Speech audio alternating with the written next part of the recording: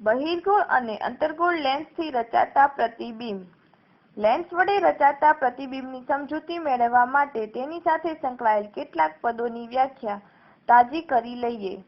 આ માટે બહિર્ગોળ લેન્સ વડે રચાતું પ્રતિબિંબ દર્શાવતી આકૃતિ ધ્યાનમાં લો. લેન્સની દરેક સપાટી પર જે ગોળાના ભાગ ગણી શકાય તે કેન્દ્રને તે સપાટીના વક્રતા કેન્દ્રો કહે છે. વક્રતા ત્રિજ્યા કેપિટલ R.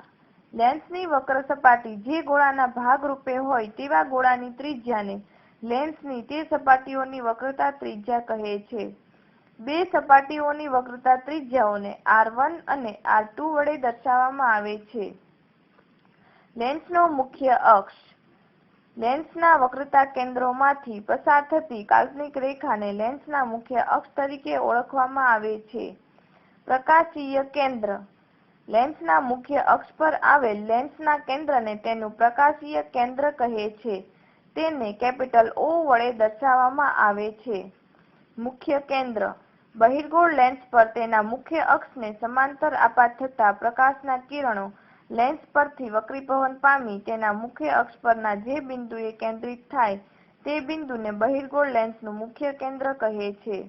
બહિર્ગોળ લેન્સને તેની બંને બાજુએ 1-1 એમ બે મુખ્ય કેન્દ્રો F1 અને F2 હોય છે. અંતર્ગોળ લેન્સ પર તેના મુખ્ય અક્ષને સમાંતર આપાત થતા પ્રકાશના કિરણો લેન્સ પરથી વક્રીભવન પામી મુખ્ય અક્ષ પરના જે બિંદુએથી વિકેન્દ્રિત થતા હોય તેવો ભાસ થાય તે બિંદુને અંતર્ગોળ લેન્સનું મુખ્ય કેન્દ્ર કહે છે. અંતર્ગોળ લેન્સને પણ બંને બાજુએ 1-1 એમ બે મુખ્ય કેન્દ્રો F1 અને F2 હોય છે. કેન્દ્ર લંબાઈ. લેન્સના પ્રકાશીય કેન્દ્ર O અને મુખ્ય કેન્દ્ર F વચ્ચેના અંતરને લેન્સની કેન્દ્ર લંબાઈ કહે છે, જેને સ્મોલ f વડે દર્શાવાય છે. ગોલીય લેન્સ વડે રચાતા પ્રતિબિંબના સ્થાન નક્કી કરવા માટે વસ્તુ બિંદુમાંથી આવતા કિરણોમાંથી નીચે મુજબ કોઈ પણ બે કિરણો લઈ કિરણાકૃતિ દોરવામાં આવે છે. વસ્તુમાંથી મુખ્ય અક્ષને સમાંતર નીકળતું કિરણ બહિર્ગોળ લેન્સ દ્વારા વક્રીભવન પામી બીજી બાજુએ રહેલા મુખ્ય કેન્દ્ર F2 માંથી પસાર થાય છે.